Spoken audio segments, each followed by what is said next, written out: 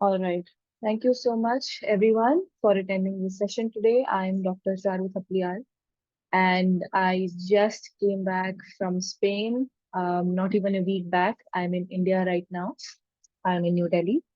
And of course, I'm missing Spain a lot and I'm missing Madrid a lot. So I thought this would be a good way to connect with everyone who's living in Madrid and who's still kind of struggling with their Spanish because I came across a lot of people, a lot of expats when I was there, who were living in Spain but struggling with Spanish. So I just wanted to share a little bit about myself, my story, my journey, whatever I've learned. Basically, the whole intention of today's session is to tell you about how you can probably learn from my mistakes, how you can avoid the things I did, which embarrassed me to my core when I was in Spain, and what are the techniques and methodologies that you can apply to your language learning journey so that you can very easily cross textbook Spanish and go into a more fluid, contextual, and connecting kind of Spanish. So for that, I'll quickly just share a presentation that I made, and then we can carry on with this discussion. Yeah, just give me a second, please.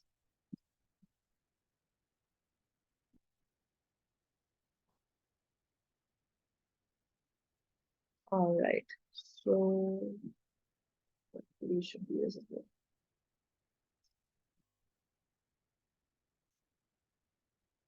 So yes, a little bit about me and my journey. I studied up to B2 level in Spanish. I formally studied up to B2 in Instituto Cervantes in New Delhi. It says 2 years, but I studied for more than 2 years. Must have been 2.5 years easily. I studied textbook Spanish. This is way back in 2014 to 16, 17. I had no inclination, no idea that I would ever be in Spain or that I would ever be invited. And I was there. I was there last year. I was teaching English. I was an auxiliary. So I also have a C1 in English. So yeah, despite having a B2 in Spanish and despite having a C1 in English, I still surprisingly for me, but now looking back, it was obvious. I struggled so much in my first 2 months in Madrid because I felt like everything I had learned in the textbooks, even though I had a B2 level and I was preparing for C1 level. In fact, I'm going to prepare for my C1 level exam this year. But I felt like all of it kind of just went for a toss because I could not understand what people were saying. Everyone was speaking so fast, and I felt like I was a toddler again, even though I teach at university here, and I was there for an English teaching program. I'm very much an adult in my 30s, but whenever I would go and I would try and do something simple like order a coffee, try and make a doctor's appointment, go and, as I will tell you about this incident, go and buy things at Zuni, at Mercadona. I always felt like a toddler. I felt very helpless. I felt I would look to the left, I would look to the right, and it suddenly felt like I would freeze and all my textbook Spanish would fly out of the window. So this kept happening again and again and again in a loop. And I was kind of stumped because I tried to understand why the Spanish that I had learned in my textbooks was not helping me at all in these real life scenarios. So, for example, I'll tell you the very first incident at the doctor's office. So, of course, I had learned all the script by heart and I knew how to make an appointment. ChatGPT had also helped me, and I had done my Google Translate and all my homework. So I called up the doctor and I asked in Spanish.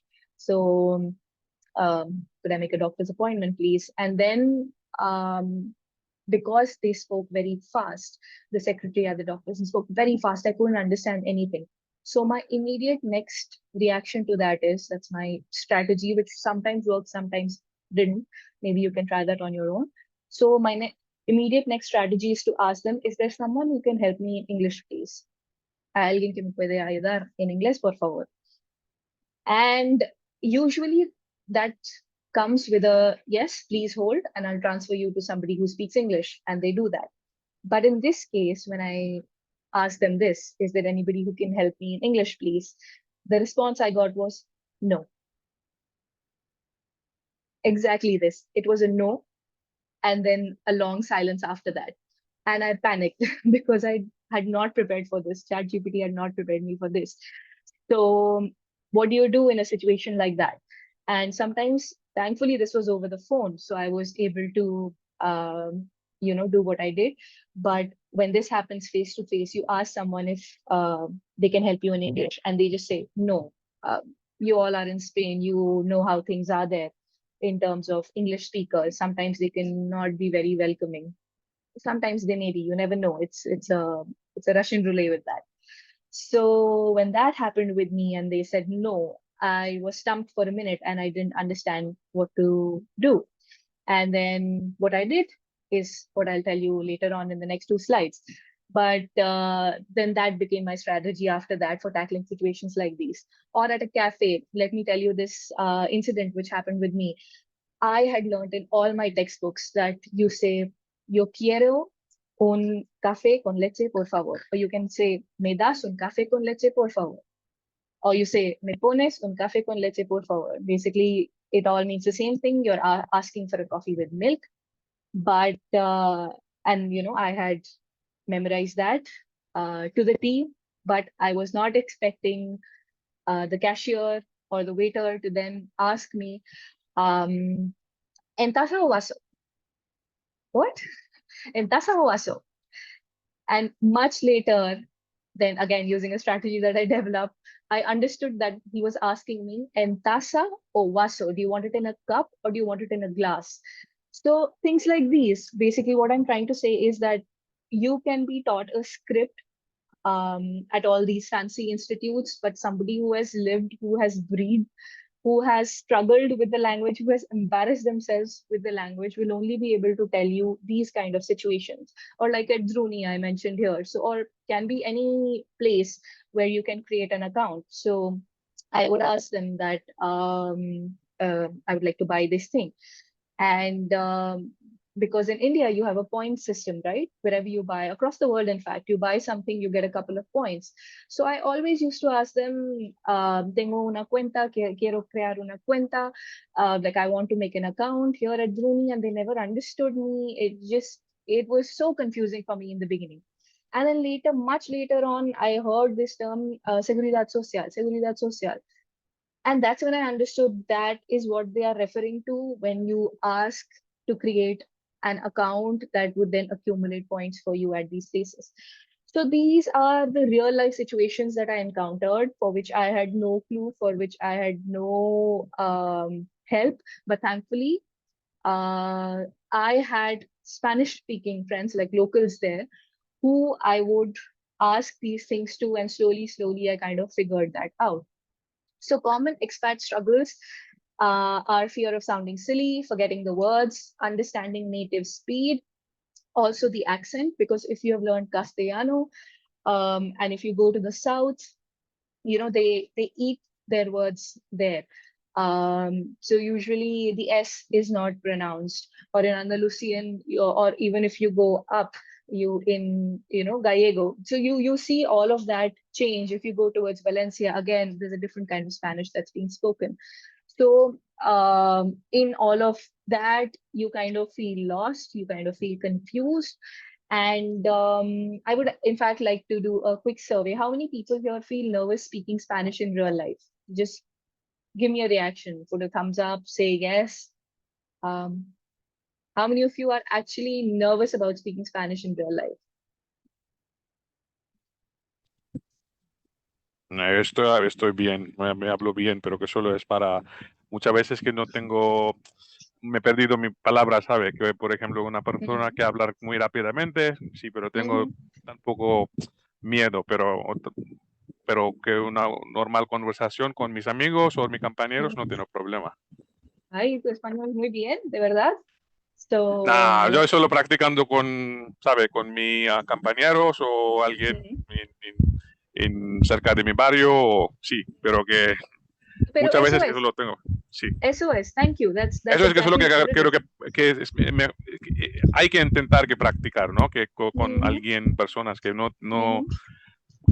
I mean, don't have the, the feeling of being shy, whatever, that's the only thing. Exactly. Thank you so much. I think a very valid point was put here, and something that I always, advocate, that you have to let go of the feeling of being shy, of being silly, of not pronouncing the word properly, because I understood as I saw people's reactions, a lot of people who were at A1 or A2 level, but who were not as shy, were able to communicate much better than people at B2 or C1 or even C2 levels who were trying to get everything perfect, who were trying to conjugate, because it happened with me also a lot of times. In the middle of a sentence, I would be conjugating the next sentence in my head. So, what is the tense? What is the subjunctive? What is the conjugation? And because of that, I could never create a connection with the person who was in front of me. Rather, I was trying to always speak perfect Spanish. But it was never Spanish that connected me to people. And when I left that aside and I started speaking Spanish that actually connected me to people, I realized I was speaking at a much lower level. I was probably speaking at a B1 level at that time. But the language actually connected me. And I also wanted to ask all of you here, what's holding you back from learning Spanish right now? If you have to tell me in one word or one sentence, what exactly it is that is holding you back from learning Spanish or speaking it with fluency? Because I understand people here would be on different levels in their journey, from A1 to probably B2, I'm assuming. But if you had to tell me, what is it that is holding you back from learning Spanish or speaking it confidently, fluently?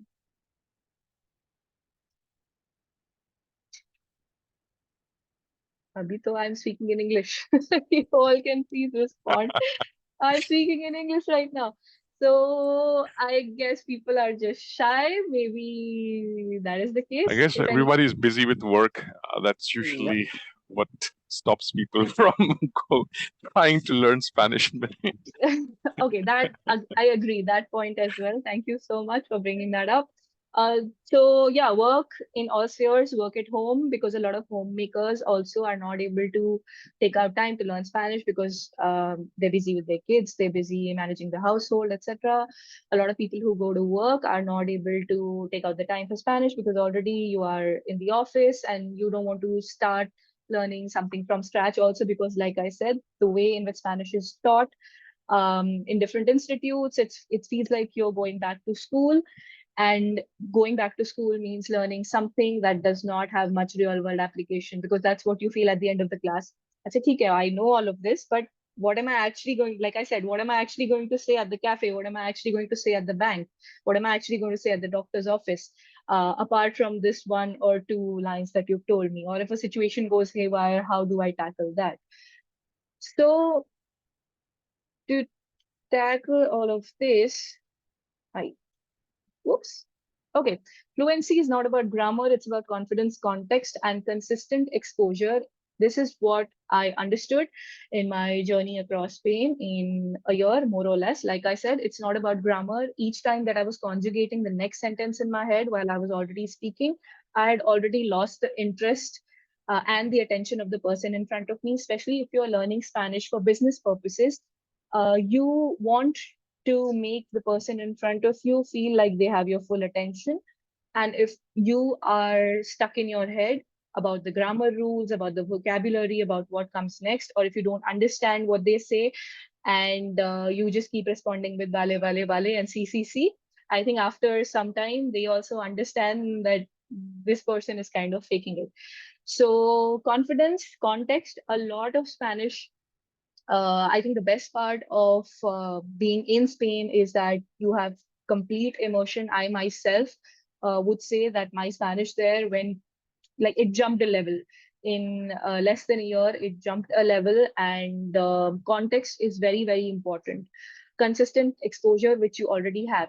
So there are a lot of things that you can do, a lot of small tricks, tips, and techniques that can be used, for which, like, a gentleman here mentioned that, maybe people are busy with work, so they might not have time to create 500 flashcards for vocabulary. But if you learn this technique, you immediately have a lot of vocabulary on you immediately. What do I mean by this? So, for example, what we will learn in our course is some of these vocabulary boosters. So, for example, EM in English becomes EMA in Spanish. I bet you never paid attention to this, or maybe if you did, kudos to you, because this is how we increase our vocabulary. So AM in English becomes AMA in Spanish. So for example, in English, program, in Spanish, programa. So it just becomes AMA. In English, telegram, in Spanish, telegrama. Of course, you have to pronounce it in the Spanish phonetics. Problem becomes problema, poem, poema, system, sistema.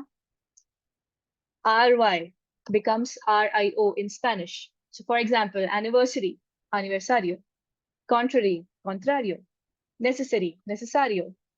You get where I'm going with this? Extraordinary, extraordinario, literary, literario, dictionary, diccionario, imaginary, imaginario, itinerary, itinerario, and involuntary, involuntario. The TY becomes DAD. So, university, universidad, activity, actividad, adversity, like you go to higher words as well, adversity, adversidad, hospitality, hospitality, hospitalidad, affinity, afinidad, dignity, dignidad, and hostility, hostilidad. Now, just in these, what, 30 seconds to a minute, doesn't it feel like you've been opened up to a world where you already know all of these words? You already know a lot of Spanish. It's just that you never thought about these boosters that can help you really fast track your journey of learning Spanish. So these are just three of them, but there are literally, I have a whole list. I've spent a lot of time. I've spent a lot of effort in my journey in Spanish, and that is exactly why I'm here, helping people on the journey, because my aim is to cut down your time and cut down your efforts, so people don't struggle as much. And the kind of connections that I made in Spain, I made it a point to interact, and to not to interact, I would say, but to only hang out with Indians. That I made it a point because I wanted to immerse myself in the language and the culture as much as possible, to have as many Spanish and Latino friends as possible. And I think that really helped me in my Spanish, not just in Spanish, but also in understanding the cultural nuances of the land, of the karma bhumi, of the place that I was, and where I was putting in my effort and my blood and my sweat and my work and my joy and my sorrows. Unless you understand the land, unless you understand the people, unless you make that connection with the land, you will always keep feeling like an extranjero. So yeah, that was the whole reason behind putting in so much effort into learning Spanish and now helping other people with it. So yeah, these are some vocabulary boosters that we can use. We also have some grammar boosters, but confidence boosters, these are some tips and tricks that I developed, and I like to tell people to follow. I don't know, maybe it might help you. So something that I've noticed always is if somebody asks you a question. So for example, like I said, at the cafe, they asked me, "Tasa o vaso?" So usually our first reaction would be to say, "No entiendo." But when you say "no entiendo," that's energetically closing the doors right on their face, because there's nothing they can respond after that. Or sometimes if you're having a stuck day and they ask you a question, "Tasa o vaso?" you just say, "Si," at which they make a weird face, and then they move on, and then they just give you whatever's in hand. But if instead of "no entiendo," when somebody asks you a question and you say "qué es," and then you ask whatever, so qué es tasa o vaso? Even if you don't understand what they say, you just say "qué es tasa o vaso?" So then they probably hold them up and show them to you. And so through that, you understand the vocabulary. Through that, the person also feels like you have that curiosity, that open door mindset, that wanting to keep the conversation alive. That aspect comes there. So this is a confidence booster that I always found whenever somebody asks you a question that you're not aware of. So like I said, when at Zuni, I wanted to make my account there so that I can accumulate points. She kept talking about the seguridad social. I didn't understand. So instead of no entiendo, I asked her one day, ¿qué es seguridad social? At which she started explaining it to me, and that's when I understood.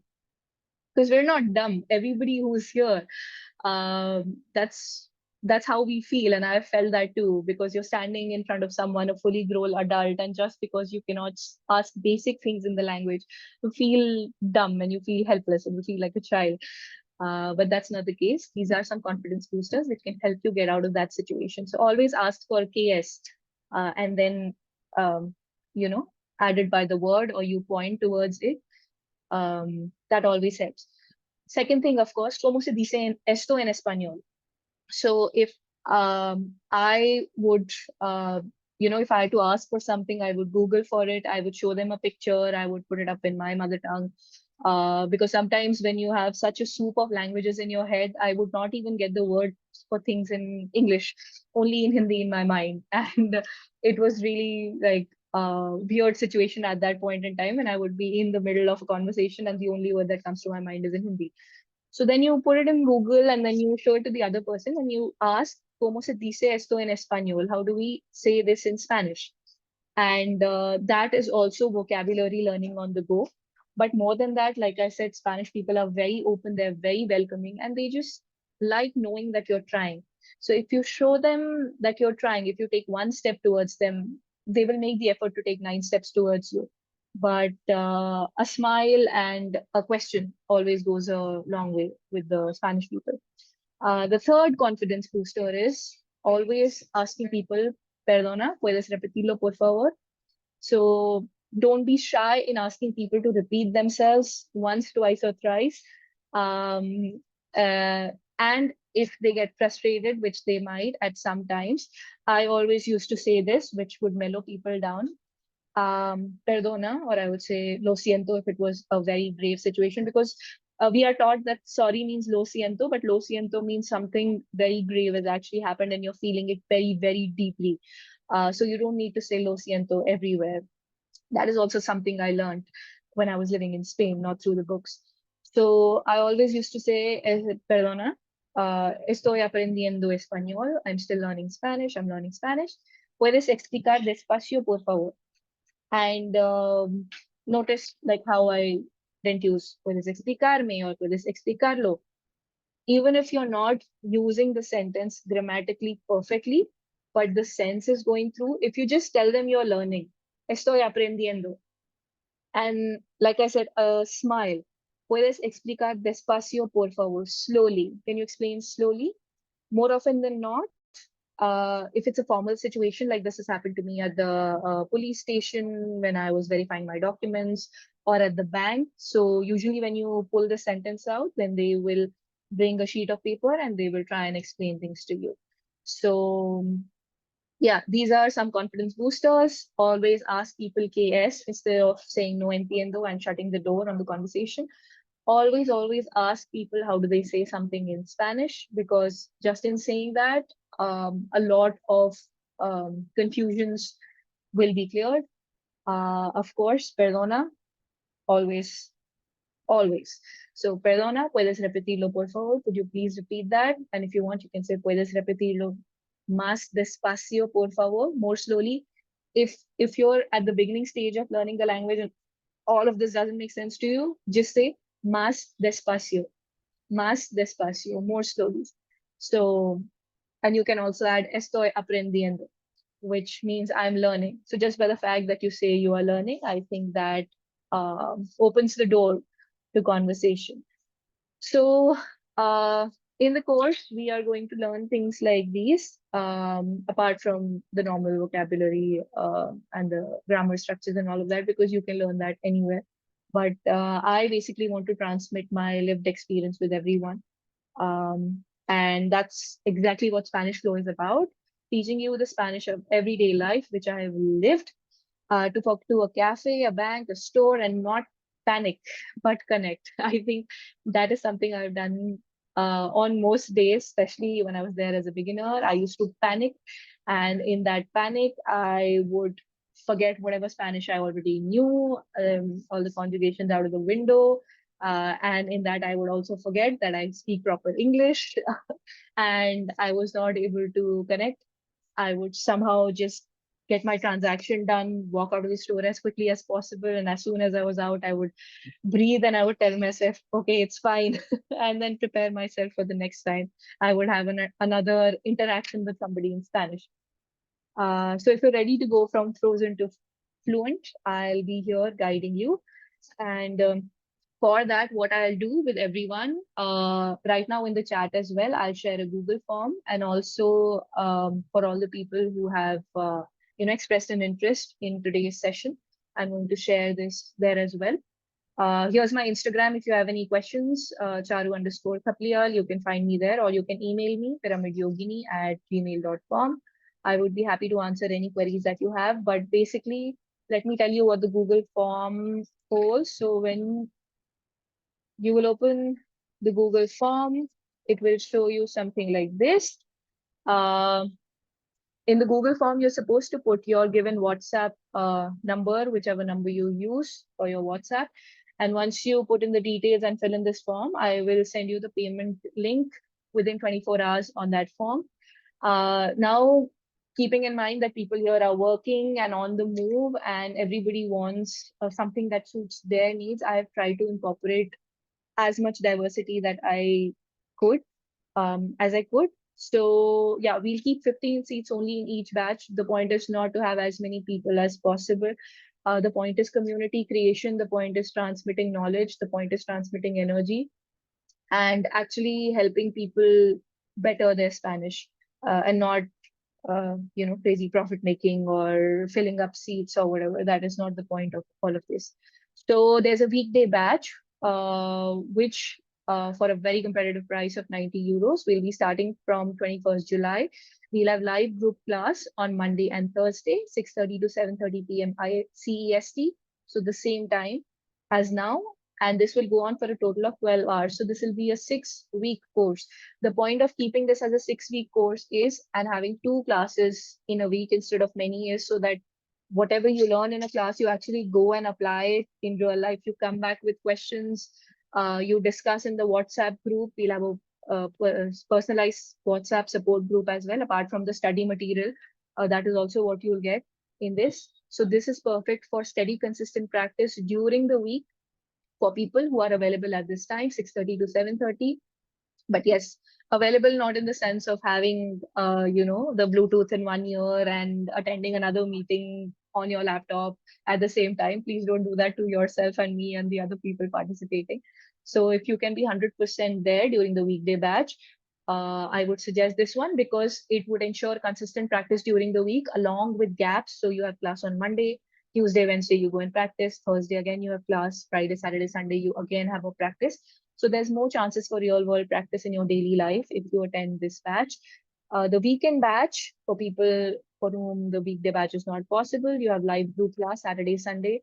The metrics are the same. It's 90 euros, starts on 20th July, and again, a total of 12 hours, so 6 weeks, 10 to 11 a.m. CEST. So once you're done with your Spanish in the morning, you can do your, one self-development, self-improvement activity, which you have done purely for your self-development in the morning, get it out of the way, feel good about yourself, and then you have your entire Saturday and then later entire Sunday to spend with your family and friends. This is ideal for busy schedules and working professionals, and focuses on learning over the weekend, and you can get to be a part of the community as well through this. Now, for some people for whom both of these might not be feasible, I would recommend the self-paced batch, in which you get access to the recorded classes. You do not get a live group class, but you get 40-minute one-on-one live doubt clearing sessions every week. So every week you get access to the recorded classes, so 2 recorded classes every week. And then depending upon whenever you're free, we can come up with a personalized timing for you. You get a 40-minute one-on-one live doubt clearing class where I mentor you individually, catering to your individual learning needs. This is best for independent learners who want personal attention and who do not have time for the group classes. If possible, please join the group classes, because I always say we can learn a lot from other people's experiences, their questions, their doubts, their hesitations. But if that is not possible, then you have the self-paced batch. And for somebody who's really serious about learning, I would suggest the best of both batch, which is live. You're joining the live classes, whether on the weekday or the weekends, but you're also getting a 40-minute one-on-one mentoring session each week. So you have live classes and you also have one-on-one mentoring sessions. Whereas in the self-paced batch here, you only have one-on-one live classes and you have the recorded sessions. So I will send you this Google form. In fact, let me just share this Google form with you in the chat so that you all can go through it. You need to put in your name, your WhatsApp number, the one which you're currently using, your current Spanish level as per your understanding, if you know what that is. So if you are a beginner, A1, A2, intermediate, B1, B2, if you can understand but you can't speak, if you can speak but not confidently, or if you don't know what your Spanish level is, you can put that in as well. And again, like I said, you can email me, or you can send me across a message on Instagram. If somebody really has a query, you can probably message directly, because I will be reaching, across to you with this Google form personally as well. Which batch would you like to join? Weekday, weekend, self-paced, best of both. And if you're comfortable paying the fees in Euro or INR, we can also make an arrangement for that, since I have uh, an arrangement for international payments as well as payments in India. So that is that from my end. Now, any queries, any doubts, any questions? Okay, I'm just now seeing the chat. I'm always confused with the verbs. I agree. That used to be my case in the beginning as well. But what helped me with the verbs was, like I mentioned, the vocabulary boosters. Once you start associating the verbs with the English equivalents, it becomes very, very easy. And in fact, if you learn, that's the technique I use. So you learn them through their root. So you go back to the words, the Latin roots. If you know what the Latin root is, the English and Spanish, both the words will make immediate sense to you. So I like to go to the roots, the etymology of it, because that makes it very, very easy. 90 euros for entire 6-week course duration. Yes, for the entire duration. Please drop your email as well in the chat. Where's the Google form? Okay. So now I send you the Google form, and I also, yikes, send you, give me a second. I'm not very good with these technical things. You'll have to be a little bit patient with me. Okay. That's the Google form. And what more did you want? My email. So that's pyramidYogini@gmail.com. Pyramid Yogini, because that's the name of my book, Spiritual Journey of a Pyramid Yogini. But yeah, nothing to do with Spanish, but more to do with my spiritual journey. So pyramidYogini@gmail.com is the email. If you want, you can reach across to me on Instagram. I am quite active there. That's my Instagram handle. And everybody who has reacted to the group message, I will also send the Google form there to you, and we can continue the discussion there. If I'm a beginner, we're just having started with A1 level, how will these sessions help? As I understand that this would be for a more advanced level, right? I'm sure it will be helpful, but will it be useful to join the class now or maybe later after I complete A1? Just asking, as I do want to join and learn faster. Can you also share the recording of today's meeting? Yes, of course. I will share the link of the recording meeting with Chris, and he can share that in the group so that everyone has access to it. Regarding your question about just having started A1 level, I do believe that if you want to learn Spanish from scratch, um, these sessions can help you. Of course, like I mentioned, I'll be teaching you vocabulary boosters. So even if along with your A1 session, if you use those vocabulary boosters, if you use the verb command boosters, they can help you in your A1 studies as well, Karthik. And I'm going to teach you phrases. So if you just want to go and ask for water in a cafe, you don't need to. That's I think the point of what I'm trying to make here. We think that after we have done the entire A1 level, we'll be able to speak Spanish, or after we have done A2 level or B1, B2, whatever. That's when we'll be able to speak or properly engage in Spanish. But all you need to do is to know the right thing to say at the right time. So if I know how to order at a cafe, if I know I need to say, me das un café con leche, por favor. If I've learned that phrase, that's all I need to know. So the cafe owner or Mhm. the cashier is not going to come and ask you if you have an A1, if you have an A2. He's not going to do a test of your verbs there, right? So fluency is sometimes faked as well. Faked in the sense, you don't have to know the entire history, geography, physics of the language to be able to speak it. If you just know the basic phrases, the basic verbs, especially a lot of people who travel, they learn Spanish this way as well. So I would say this course would be useful for you. Mhm. And whatever are things that are probably at a higher level or you have a doubt in, you can always opt for a one-on-one session later on, apart from the course as well. So I'd be happy to help you with that. But yes, Mhm. the few phrases that you learn, what is the first thing I do when I try to make an appointment? What is the first thing I do? If I make a mistake. So these are the things that you learn in the course, and how you apply it, um, and how you engage in the real world situation. Always, then that depends on your interest in the language. So I would say from Perfect. my Yeah. yeah from my end, I will Mm. do everything I can to make this worthwhile investment for you all, because this is an investment more than anything else. From your end, it's time, it's Mhm. energy, and it's also the investment of time from my end and effort. So I would try and make sure that you get the worth of the time and the energy and Yeah. the expectation that you are coming into this session with. And if there's anything Yeah. else that I can help you with later, we can always have a session. Perfect. Thank you. Yeah, thank you. So if anybody has any other questions, you can please ask them here or you can write them in the chat. And yeah, if nothing else, then we will end the meeting. And Hi, Charu. yes, hello. Wanted to ask, I'm Yeah. also very at a very, very beginner level, amateur level.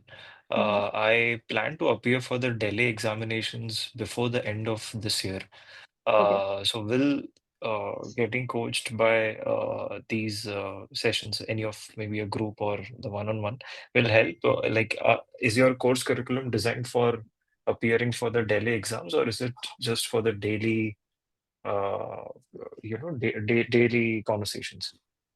So if you're looking for coaching for Delhi, no, I'm not providing that. Let me be very clear. I'm not helping you directly get a better score in or prepare for any examinations. No, that is not the point here. But yes, if you feel like through learning vocabulary in the way I would teach, or through those confidence boosters, if you feel like your speaking confidence will improve, or if you feel like your vocabulary will improve, if you feel like your sentence formation structures will improve, then indirectly it will definitely help you in your delay, because these things again are not taught in A1 level. So it will improve and it will help there. But if you are looking for someone who is going to give you the curriculum and syllabus and help you prepare exactly word for word for Delhi, no, I'm not the person for that. It would be better to go to someone else, especially in terms of this course. Yeah. Sure, sure. Thank you. Thank you. All right. Have I answered everyone's queries? Hope so. All right, everyone. Thank you so much. You have the Google form and you also have my email and my Instagram. I will also request Chris to share this recording with everyone in the group. So if you feel like there's anybody help you, we can, bring together in a little community, and it'll be fun. I think 1 hour twice a week, it's not that much time. It'll be a fun way of learning Spanish, and especially if it's a group of just us, it'll be fun to make mistakes, and it's better to make mistakes at home than go and embarrass yourself outside. I always say that. So we can have a nice learning session and a community feeling within us, and then we can later go on and experiment and come back and discuss with the group the things that we've learned. So with that, I will stop the recording, and where is it? Thank you. Thank you, everyone. Thank you, everyone. We will end this meeting and I'll stop the recording. I will be in touch with you all soon. Hope to see most of you, if not all, at the session. And whoever promises to be there, I promise you that your Spanish is definitely going to improve. That's my guarantee to you. See you all soon. Yeah, stop the recording.